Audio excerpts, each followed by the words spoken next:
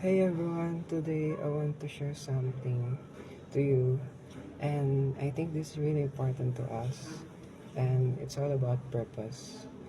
I've been thinking about why we are here, why I'm doing this, or why you are watching this video right now.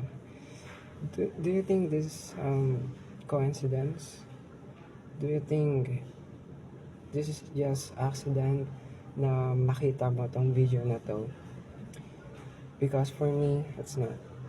So, I realized that God created us for a reason, for a purpose. You are not a mistake. We are not coincidence. We are not just accident. In Psalms chapter 139 verse 13 to 14, it says, "For you created my inmost being, you knit me together in my mother's womb. I praise you because I'm fearfully and wonderfully made. Your works are wonderful.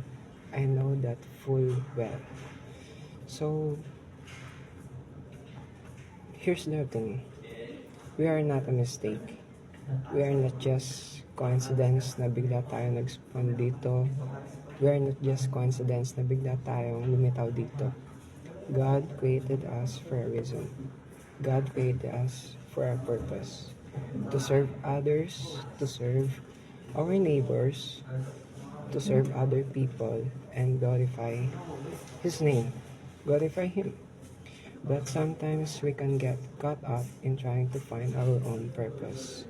We might look to the Word for validation or try to find our worth in external sources. Our purpose and identity are rooted in God. So let's not try to find our own purpose or create our own meaning in life. Let's instead follow the truth and trust that God has a plan for us. When we face obstacles, let's trust that He will make enough because we are enough.